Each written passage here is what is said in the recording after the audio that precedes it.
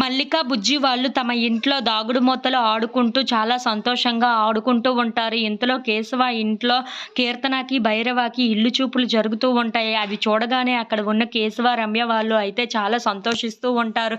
ఇంతలో ఆ ఇంట్లో దాగుడుమూతలు ఆడుకోవటంతో భైరవ అక్కడ ఉన్న అమ్మాయిని, వాళ్ళ అక్క కూతురిని చూసి ఒక్కసారిగా షాక్ అయిపోతూ ఉంటాడు.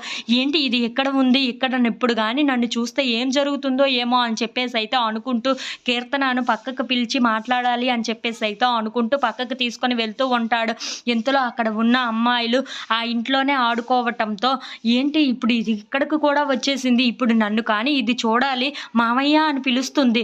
ఇప్పుడు నా పరిస్థితి ఏంటి అని చెప్పేసైతే అనుకుంటూ ఉంటాడు. చాలా భయపడుతూ ఉంటాడు.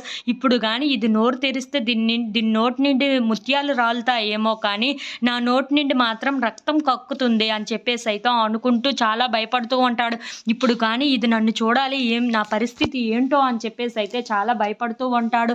ఇంతలో అక్కడ ఉన్న కీర్తన మాత్రం ఏంటండి ఏమీ మాట్లాడట్లేదు, ఎందుకు పిలిచారు ఇక్కడికి అని చెప్పేసైతే అడుగుతూ ఉంటుంది. ఆ మాటలు వినగానే అక్కడ ఉన్న భైరవ మాత్రం తన మొహాన్ని చాటేసుకుంటూ ఉంటాడు. ఇంతలో అక్కడ ఉన్న పాప మాత్రం ఏంటి మామయ్యలాగా ఉన్నాడే అని చెప్పేసైతే అక్కడ ఉన్న భైరవాని అలా చూస్తూ ఉండిపోతుంది.